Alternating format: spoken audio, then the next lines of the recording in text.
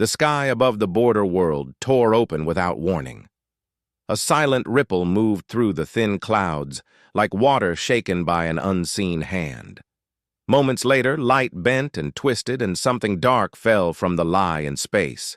It burned as it entered the atmosphere, trailing fire and broken energy. The object screamed as metal strained against forces it was never meant to face. Then it vanished behind distant hills, followed by a deep rumble that rolled across the land. Far below, Ethan Carter looked up from his work. He was standing beside a rusted antenna tower, hands black with grease, tools scattered at his feet. The frontier station behind him was little more than a collection of old buildings patched together over the years. Most people had left this world long ago. Those who stayed learned to listen to the sky. Ethan narrowed his eyes as the sound faded. That was not a storm. He wiped his hands on his jacket and scanned the horizon. The sky was already calm again, almost pretending nothing had happened. But Ethan had lived here long enough to know better. Strange things did not fall from the sky for no reason. He picked up his scanner and checked the readings. The device flickered, numbers jumping in ways that made no sense. Energy spikes, unknown signatures, definitely not human tech. Ethan exhaled slowly. Great, he muttered. Without wasting time, he climbed into his old rover. The engine coughed before coming alive, and the vehicle rolled across the cracked earth toward the distant hills. He followed the scanner's weak signal, bouncing over rough ground, passing dead trees and broken solar panels half buried in dust. As he drove, memories surfaced uninvited. Years ago, another strange signal had appeared in the sky. Another crash. That day had changed everything.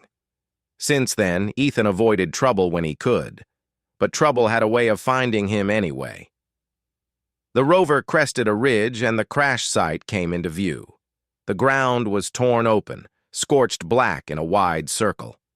At the center lay a ship unlike anything Ethan had seen. It was long and curved, its surface smooth and dark, marked with faint glowing lines that pulsed weakly. Smoke drifted from several cracks along its side. Ethan stopped the rover at a safe distance. He stayed still, watching. Nothing moved. After a moment, he grabbed a small energy cutter and stepped out. The air felt wrong here, heavy, like the world was holding its breath. The ship gave off a low hum, almost like a heartbeat. Ethan approached carefully, then he heard it, a sound, faint but clear, a breath, followed by a soft, strained voice speaking in a language he did not understand. Ethan froze. Someone was alive. He circled the ship until he found a split in the hull wide enough to see inside. Dim light spilled out, casting strange shadows. Inside, amid twisted metal and broken panels, lay a figure. She was not human. Her skin had a pale silver tone, her features sharp yet delicate. Long, dark hair spread around her like spilled ink.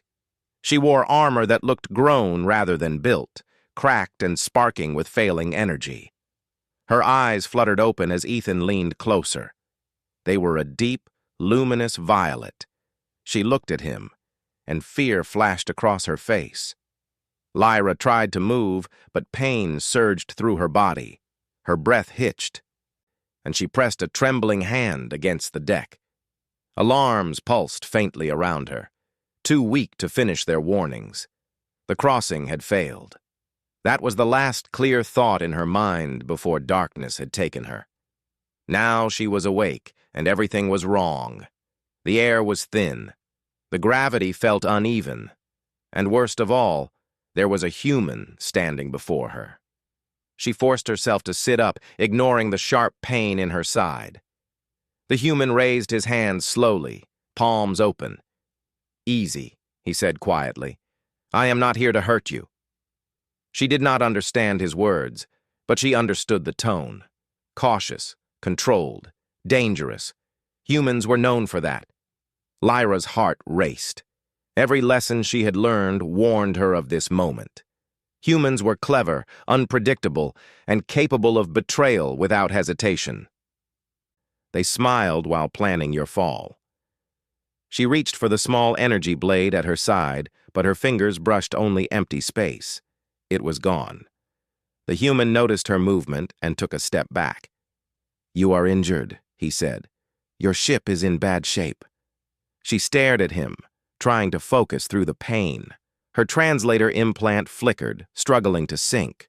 Fragments of meaning began to form. Human, male, alone. That made it worse. Lyra's voice was weak when she spoke, but firm. "Stay back." Ethan blinked as the words formed in his mind through his own translator. Her voice was calm, but her eyes were full of warning. "Okay," he said, "staying right here."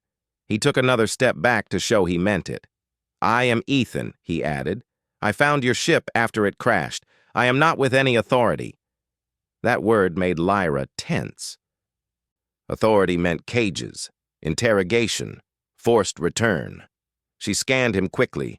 His clothes were worn, his boots old, his eyes tired. Not a soldier, not a traitor, a survivor, still dangerous. "Why are you here?" she asked. Ethan hesitated. Honesty felt risky, but lies felt worse. "I salvage old tech," he said. "This world does not have much else to offer." Lyra looked around her ruined ship. The core was cracked. The navigation array shattered. Her link to home was gone. Trapped. The thought settled like ice in her chest. Ethan watched her expression change. He could see the moment fear gave way to something heavier. "Look," he said gently, "your ship is not going anywhere right now, but you will not last long in here either. The air systems are failing." She knew he was right. Her suit's internal readings confirmed it. She had a choice. Trust a human, or die alone in the wreckage. Slowly, she nodded once. "Help me," she said. Ethan let out a breath he had not realized he was holding. "Okay," he said, "but we need to move you." He worked carefully, cutting through bent metal and clearing a path. Lyra watched every move, memorizing his patterns, his habits. He avoided sudden motions. He spoke quietly, as if afraid to scare her. It did not erase centuries of distrust, but it confused her. When he finally helped her out of the ship, the sunlight made her flinch. The sky was a dull blue, unfamiliar and harsh. The land stretched wide and empty. "This is human territory?" she asked. Ethan nodded. Far from the core worlds, but yes. Her jaw tightened. "Then I am in danger," she said. Ethan did not deny it. "So am I," he replied. They looked at each other, both understanding that truth in different ways. He guided her into the rover, wrapping a thermal blanket around her shoulders. She stiffened at the contact but did not pull away. Her strength was fading fast. As the rover moved, Lyra stared out at the land. It felt dead compared to her world, but there was a quiet strength in it, endurance carved into stone. Ethan drove in silence. His thoughts were loud enough already. An alien ship, an alien woman, not just any traveler either. The design of her armor alone told him she was important. Important meant hunted. Bringing her to the station would change everything. When they arrived, the sun was already sinking. The old station lights flickered on one by one. The place looked small against the vast sky. Ethan helped Lyra inside and settled her on a worn couch. He activated medical scanners and frowned at the results. "You have internal injuries," he said. "Nothing I cannot treat, but you need rest."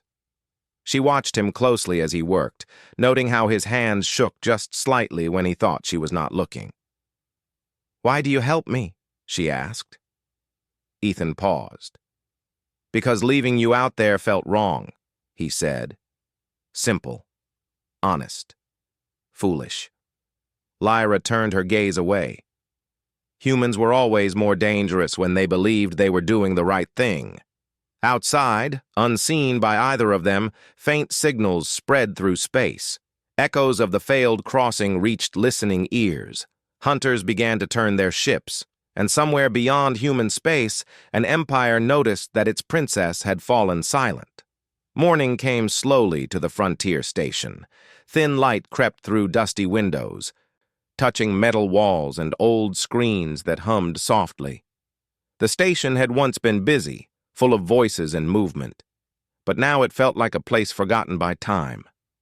Only a few people still lived here, and even fewer trusted strangers. Lyra woke with a sharp breath. For a moment she did not know where she was. The ceiling above her was low and flat, nothing like the open crystal halls of her home. The air smelled of oil and dry metal. Pain spread through her side when she tried to move. She stopped and listened. Machines hummed nearby. Footsteps sounded from another room. Human footsteps. Her body tensed.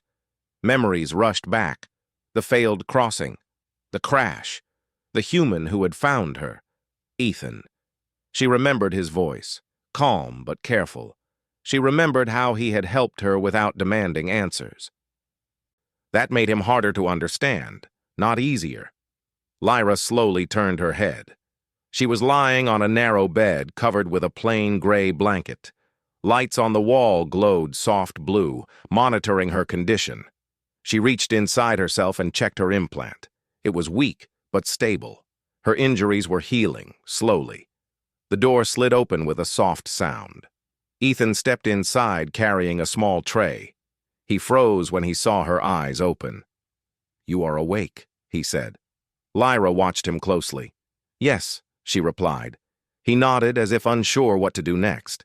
He placed the tray on a nearby table and stepped back. "I brought water and something you can eat," he said. "It is basic nutrition paste. Not great, but it works." She studied the tray. The container was sealed, untouched. "You could poison me?" she said calmly. Ethan did not look offended. "I could," he said. "But if I wanted you dead, I would not have carried you across the desert." That answer bothered her more than a lie would have. She reached for the container, her movements slow. Pain flared, but she ignored it. She opened it and tasted the paste. It was bland but nourishing. Her body accepted it. Ethan watched, then relaxed slightly. "Good," he said. "You need strength." Silence settled between them. Lyra broke it. "How long was I unconscious?" she asked. "About 9 hours," Ethan replied. "You were in bad shape when I found you." She looked away. "The crossing should not have failed," she said quietly. Ethan raised an eyebrow. "Crossing between what?" he asked. "Worlds," she answered. He waited, but she said nothing more. Ethan sighed. "Look, I know you do not trust me," he said. "Honestly, I do not blame you. But you should know something." She looked back at him. "This station is not safe," he continued. "If anyone scans that crash site, they will come here. Humans, smugglers, or worse." "Worse than humans?" she asked. He hesitated. "Sometimes," he said. That answer did not comfort her. Before she could respond, a new voice cut through the air. "Ethan, you better explain why my scanners picked up alien energy near your sector." The door opened wider and a woman stepped in. She was tall, with short brown hair and sharp eyes. She wore a flight jacket marked by old burn scars. Her posture was tense, ready. Lyra felt the room tighten instantly. This was not a passive human. Ethan turned. "Claire," he said. "I was going to tell you." Claire's gaze shifted to the bed. "And who is that?" she asked. Lyra met her eyes without flinching. "An alien?" Claire said flatly. "In my station." Ethan raised his hand slightly. "She crashed nearby," he said. "She was injured. I could not leave her." Claire took a slow step closer, studying Lyra like a weapon she was deciding whether to fire. "What species?" Claire asked. Lyra stayed silent. Ethan answered instead. "I do not know," he said, "but her tech is advanced. Way beyond anything here." Claire frowned. "Advanced tech brings attention," she said. "Attention brings problems." Her eyes returned to Lyra. "Are you running from someone?" Claire asked. Lyra hesitated. Truth felt dangerous. Lies felt worse. "Yes," she said. Claire's jaw tightened. Who? She asked. Lyra shook her head. I cannot say. Claire straightened. Then you cannot stay, she said. Ethan stepped forward. Claire, wait, he said. She will not survive outside like this. Claire looked at him sharply. And if she stays, none of us might survive, she replied. The room filled with tension. Lyra felt something unfamiliar twist inside her. Fear, yes, but also something else. Guilt. This human station, small and fragile, was already in danger because of her. I will leave, Lyra said. Both humans turned to her. Ethan stared. You can barely stand, he said. I will manage, she replied. Claire studied her again, this time more carefully. Why did you come to human space? Claire asked. Lyra closed her eyes. Because my people believed it was safe, she said. They were wrong. Ethan noticed the pain in her voice. Claire folded her arms. You talk like someone important, she said. Lyra did not respond. Claire exhaled slowly. We cannot move you right now, Claire said at last. But this is temporary. She looked at Ethan. You owe me, she added. Ethan nodded. I know. Claire turned back to Lyra. If you cause trouble, she said, I will not hesitate. Lyra met her gaze. Neither will I, she replied. For a moment, Claire almost smiled. After she left, the room felt quieter but heavier. She does not trust me, Lyra said. Ethan gave a short laugh. She does not trust anyone, he said, including me. That did not help. Over the next few days, Lyra remained inside the station. Ethan treated her injuries with limited tools, doing his best. She watched him constantly, noting his habits, his routines. He spoke to machines like they could hear him. He avoided looking at her when conversations grew personal. Sometimes Claire visited, always armed, always alert. Lyra learned the rhythms of the station. Learned how humans lived on the edge of space, far from their centers of power. They repaired old things instead of replacing them. They relied on each other more than they admitted. It was not how her people described humans. At night, Lyra dreamed of her home. Tall cities glowing under twin suns. Voices calling her name. Expectations she could not escape. She woke each time with a heavy heart.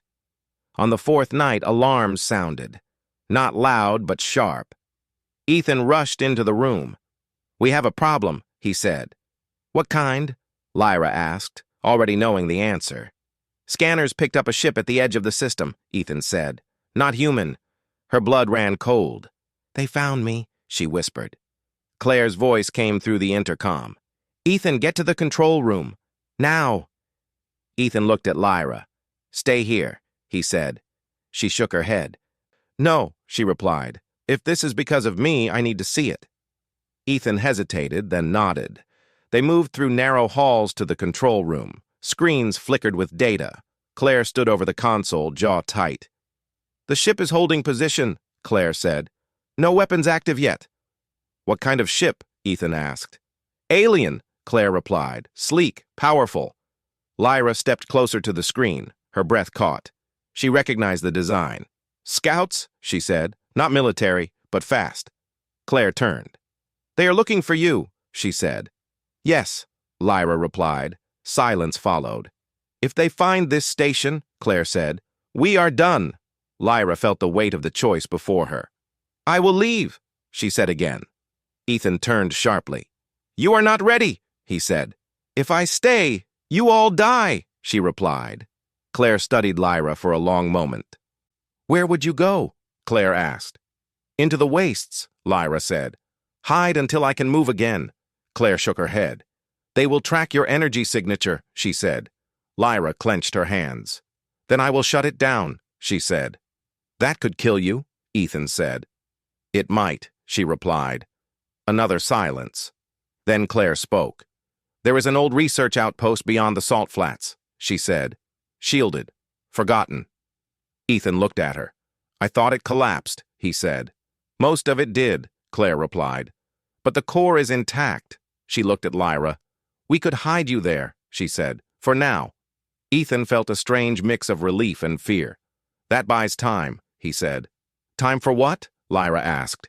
Claire's expression hardened. To decide who is hunting you, she said, and whether they will stop. Outside the station, the distant alien ship drifted silently, waiting. And Lyra realized that trusting these humans was no longer a choice. It was the only path left between survival and destruction.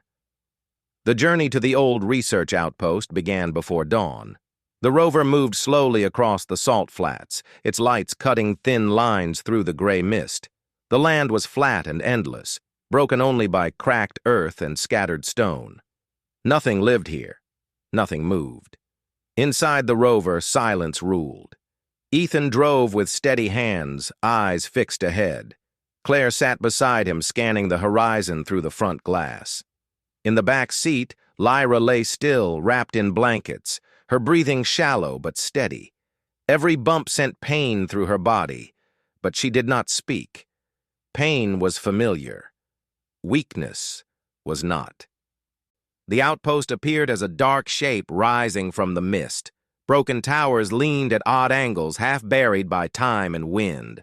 Once, humans had studied strange energy here. Then something went wrong. People left. The place was forgotten. The rover stopped near a collapsed entrance. This is it, Claire said. Ethan shut off the engine. You sure the shield still works? He asked. Claire nodded. Weak but active, she said.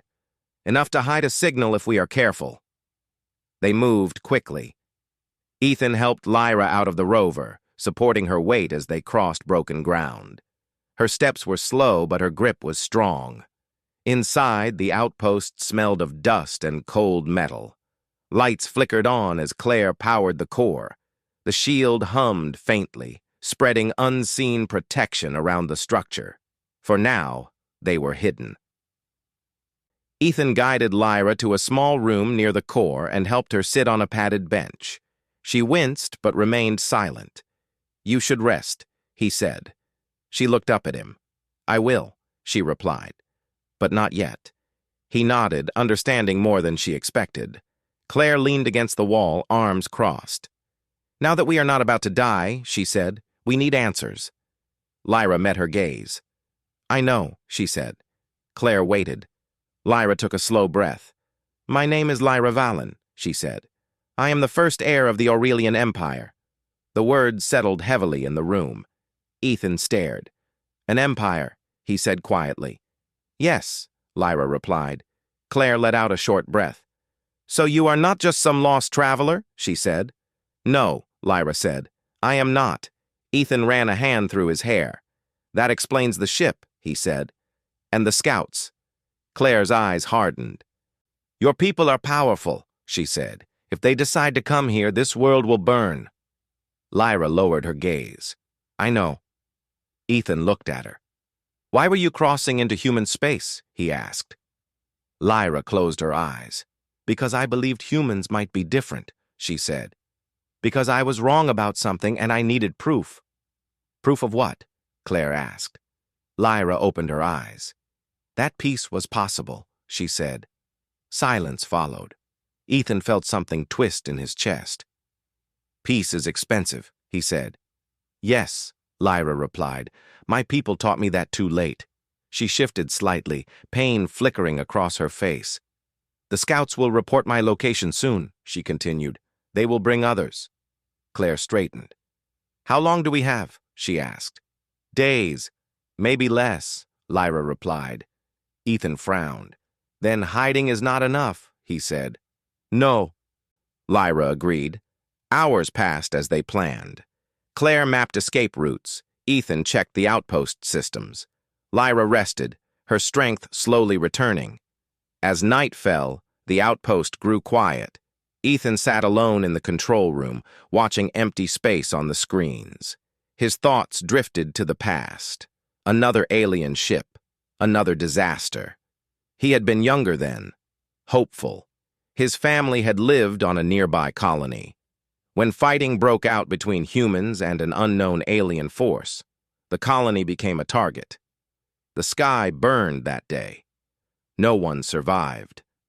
A soft sound pulled him back. Lyra stood in the doorway, steadying herself against the frame. "You should be resting," he said. She stepped inside slowly. "I could not sleep," she said. He understood that too. They stood in silence, watching the stars. "You lost people," Lyra said softly. Ethan stiffened. "How do you know?" he asked. "Your eyes," she replied. "They carry old pain." He looked away. "Aliens killed my family," he said. "Not your people, maybe, but close enough."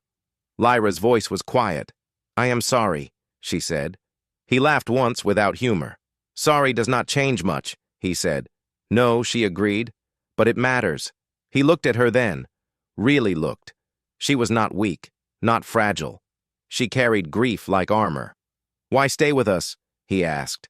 After knowing that, "Because I caused pain too," she replied. "Even if I did not strike the blow."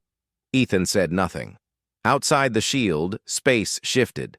The scouts had finished scanning. Signals spread outward, calling for response. 2 days later, the first envoy arrived. Claire detected it first. One large ship, she said, heavily armed, holding position beyond the moon. Ethan felt his stomach drop. "That is not a scout," he said. Lyra nodded. "That is a retrieval vessel," she said. "Commanded by Kale." Claire looked at her. "Who is Kale?" she asked. Lyra's jaw tightened. "Someone who believes loyalty is more important than mercy," she said.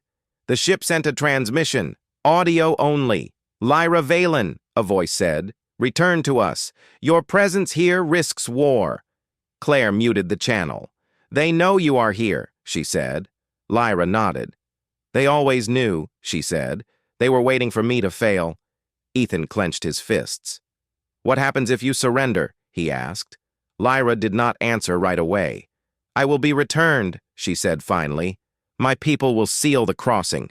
Humans will be labeled a threat. And you?" Claire asked. Lyra's voice dropped. "I will be punished," she said. Ethan turned away. "That is not happening," he said. Lyra looked at him. "You cannot stop them," she said. "Maybe not," he replied. "But I can choose what I help." Claire stepped forward. "If war comes," she said, "this world will not survive." Lyra closed her eyes. "Then I will not let it come," she said. That night she made her decision. She waited until the station slept. Then she accessed her implant. Power surged briefly, sharp and dangerous. Ethan felt it immediately. He rushed to her room. "Lyra, stop," he said. She turned, her face pale.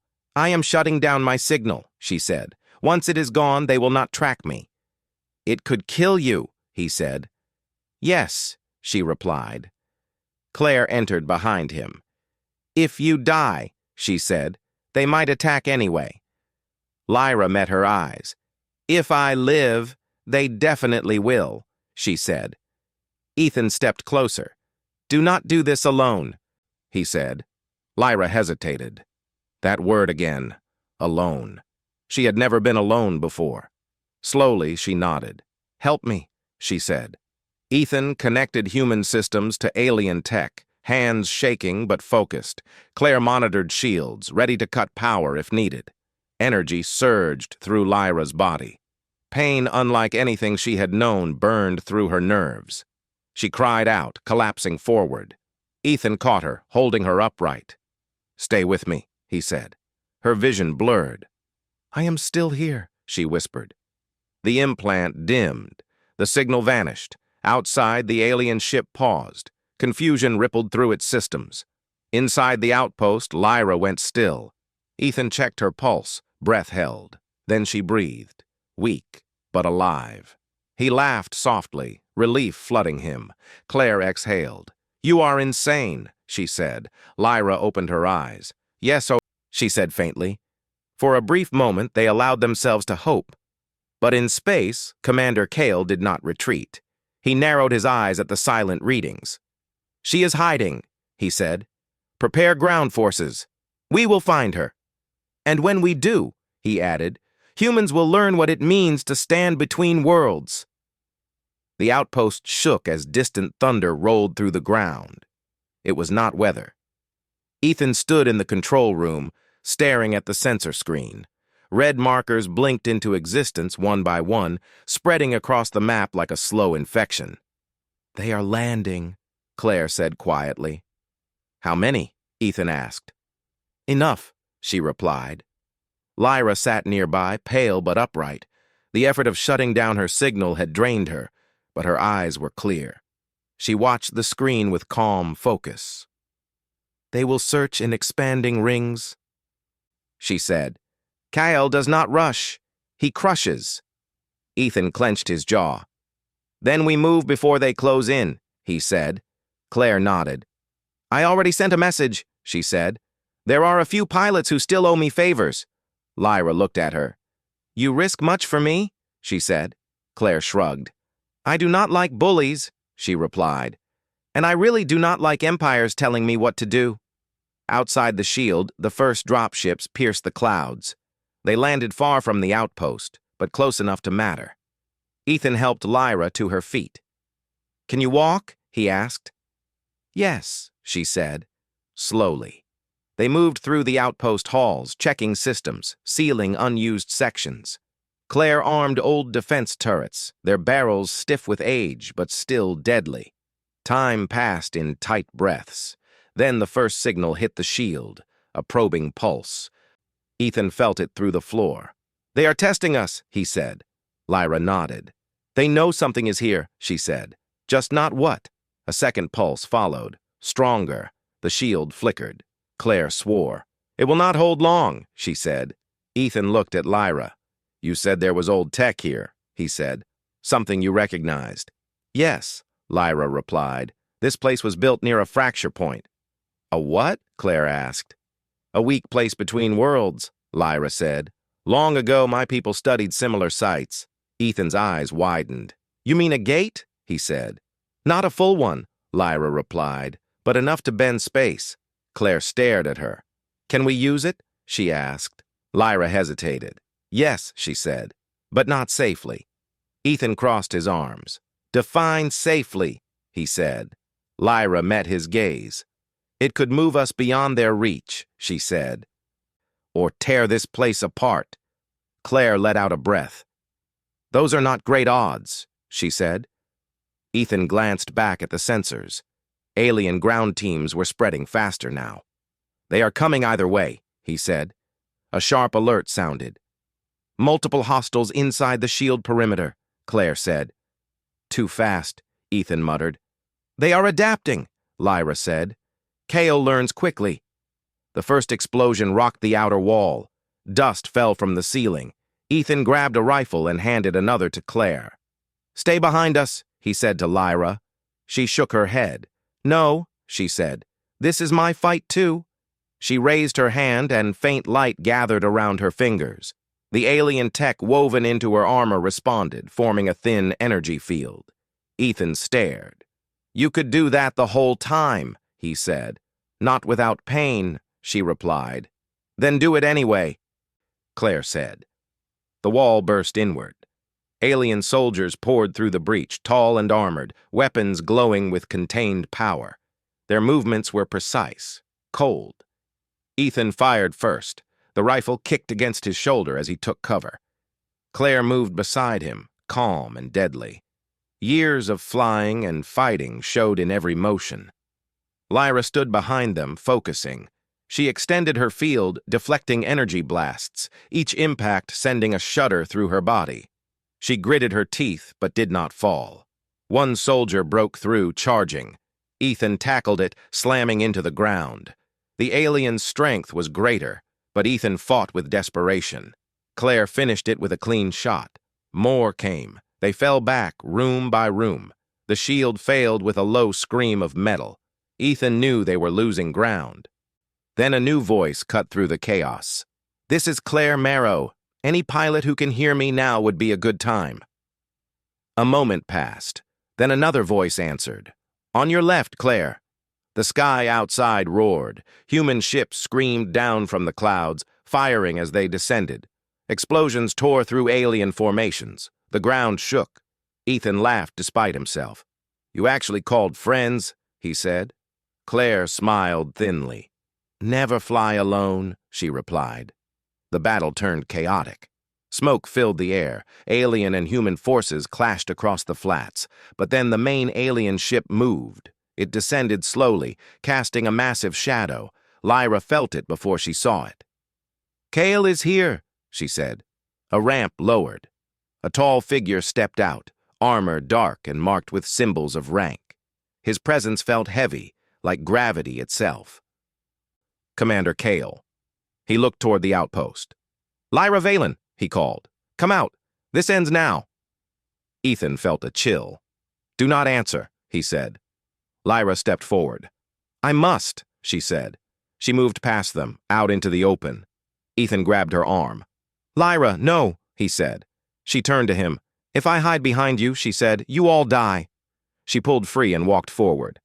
Kale watched her approach, expression unreadable. "You disappoint me," he said. Lyra stood tall.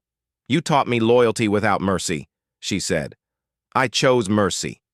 Kale gestured around them. "Look at this chaos," he said. "Humans and aliens bleeding together. This is the future you want." "Yes," Lyra replied, "because choice exists here." Kale's gaze shifted to the human ships. "They will never accept you," he said. Lyra glanced back at Ethan and Claire, still fighting. "They already have," she said. Kale's eyes narrowed. "Then you leave me no option," he said. He raised his hand. Alien forces surged forward again. Ethan ran to Lyra's side. "We are out of time," he said. Lyra nodded. "Take me to the core," she said. Claire shouted over the noise. "What are you planning?" she asked. Lyra looked at both of them. "To seal the fracture," she said. "Permanently." Ethan froze. "You said that would trap you," he said. "Yes," Lyra replied. "On this side," Claire said slowly. Lyra nodded. Ethan felt his chest tighten. "There has to be another way," he said. Lyra placed a hand on his arm. "This is the way I choose," she said. They ran. Inside the outpost, the core chamber pulsed with unstable light. Ancient human machines surrounded alien structures added long ago. Lyra stepped into the center. Energy rose around her, wild and bright. Ethan tried to pull her back. "Lyra, stop!" he said. She looked at him one last time. "Thank you," she said, "for proving I was wrong about humans." The chamber shook violently. Outside, Kale sensed it. "What are you doing?" he demanded. Lyra's voice echoed through the structure. "Ending this," she said. The fracture collapsed inward, light folding like a dying star. Space screamed. The ground cracked. Ethan was thrown back. The light vanished. Silence followed. The alien ships lost power, systems failing. Human pilots pulled away as the sky cleared. When the dust settled, the core stood quiet. Lyra was gone. Ethan stared at the empty space where she had stood. "No," he whispered. Claire placed a hand on his shoulder. "It is over," she said. But Ethan did not feel victory. Far away, in damaged orbit, Kale watched the readings flatline. The fracture was sealed. Lyra was lost. His jaw tightened. "This is not finished," he said. And Ethan, kneeling in the quiet ruin, knew that even though the battle had ended, the cost of trust had been paid in full. The world was quiet. After the fracture closed, the sky over the outpost was empty. No signals, no ships, only the faint hum of old machinery. The salt flats stretched endlessly, cold and pale under the rising sun. Dust drifted slowly through the broken windows, and the silence pressed against Ethan and Claire as they walked through the ruins. Ethan's steps were heavy. He moved toward the core chamber, hoping against hope to see Lyra standing there. But the space was empty. The energy field that had surrounded her was gone. She had used the last of her strength to seal the fracture. Claire came beside him, her expression hard but calm. "She did what she had to," she said. "She saved us all." Ethan shook his head. "And she is gone," he said. "She should not have had to make that choice." Claire put a hand on his shoulder. Sometimes, he added, people have to do impossible things. Lyra chose to protect others instead of herself. That is what makes her different. Ethan clenched his fists. He had always known humans were brave, stubborn, and clever, but seeing someone from another world risk everything for life on a distant planet, it was overwhelming. He walked outside toward the edge of the salt flats. The horizon was empty. The dust whispered in the wind. The silence was full of questions he did not have answers for. And then, faintly, a light flickered on the far ridge. Ethan squinted. For a moment, he thought it was a reflection of the sun on metal. Then he realized the movement was too smooth, too deliberate. He ran toward it. Claire followed, her blaster ready but her pace steady. When they crested the ridge, they saw her. Lyra stood there, alive but leaning on a thin staff of alien metal that glowed faintly. Her hair was messy, her armor cracked and dim, but her eyes burned with the same violet fire Ethan remembered. She had survived the fracture. Somehow, against all odds, she had returned. Ethan ran to her, dropping to his knees. "You're alive," he said, voice thick. Lyra smiled faintly, weak but real. "I told you," she said. "Humans are stronger than you think." Claire stepped forward, examining her carefully. "You risked everything," she said. "Why?" Lyra looked at the cracked armor across her chest, the marks of energy burns along her side. "Because it was right," she said. "Because I had to protect life, even if it was not my own." Ethan helped her to her feet. She leaned on him, but her grip was firm. The three of them moved slowly toward the rover. The silence of the world made every sound, every step, seem louder. The battle was over. The aliens would not follow her. Kale's fleet would not return without knowing the fracture was sealed. For now, at least, the planet was safe. As they drove back to the station, Lyra watched the horizon.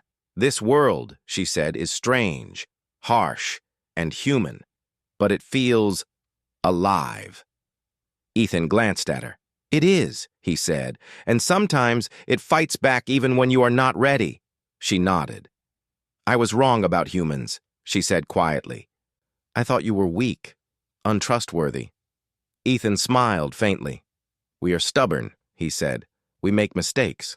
We fight even when it seems impossible. But we survive." Lyra's eyes met his. "And that is why I stayed," she said. "Because you proved me wrong." The rover rolled across cracked earth toward the station. Behind them, the salt flats stretched, untouched by anyone's power. The sun rose higher, casting long shadows. The ruins of the research outpost glimmered in the light, silent witnesses to the battle that had passed. When they arrived at the station, humans already began repairing damages. Small explosions of energy had burned holes through the outer walls. Ethan guided Lyra inside, easing her onto the same bench where she had first recovered. Claire handed her water. "You need to rest," she said. Lyra shook her head. "Not yet," she said. "There is too much to see, too much to understand." Ethan smiled softly. "You are not like us," he said. Lyra raised an eyebrow. "No," she said. "I am not, but I want to be." Hours passed. The outpost repaired slowly. Ethan and Claire worked with humans who had answered Claire's call. They brought supplies, patched walls, and checked equipment. Lyra watched, absorbing every detail. She remembered the lessons of the frontier. Strength is not in one person, but in unity. Humans had shown her that. At night, they gathered around a small fire outside the station. The wind was sharp, carrying salt and dust. Humans, Lyra, and the few allies who remained all shared the warmth. Ethan broke the silence. "What will you do now?" he asked. Lyra stared at the fire, thinking. "I cannot go home," she said. "My empire believes I am lost. If I return, I would be punished." "And here?" he asked. She looked at the humans around her, their scars, their stubborn faces, their laughter and pain. "I will stay," she said. "Here, with humans. I will learn your ways. I will protect this world if I can. I will prove that trust is stronger than fear." Ethan nodded. "Then," he said, "you are no longer just a visitor. You are part of this world now." Lyra smiled, faint but real. "I hope they understand that," she said, "that humans can be more than they imagine." The night was quiet. The stars reflected on the salt flats like broken glass. The future was uncertain. The Empire might come looking again. Kale might return. Threats always existed in the universe. But for the first time, Lyra felt free. Free to choose her path. Free to stand beside those she had once feared. Free to trust humans, even if that trust had been the hardest choice of her life. Ethan looked at her, then at Claire. "We survived," he said. "Barely." Claire laughed softly. "Barely is enough," she said. Lyra raised her eyes to the horizon. "I was trapped between worlds," she said. "Now I am not trapped at all. I choose this world. I choose to be here." And in that moment, standing between the broken ruins, the rising sun and the endless sky, the human and the alien both understood something that changed everything. Courage, trust, and choice were not bound by species. They were universal. Ethan reached out, and Lyra took his hand. "We face what comes together," she said. And together, they watched the dawn over the salt flats. The galaxy was wide, dangerous, full of unknowns. But for now, the human frontier was home. And the alien princess, once trapped, had found her place among humans. They had survived war, betrayal, and impossible odds, and they had proven, in the simplest way possible, that even the smallest choices could reshape worlds. The sun rose higher, burning away the shadows. The future was theirs, and this time they were ready.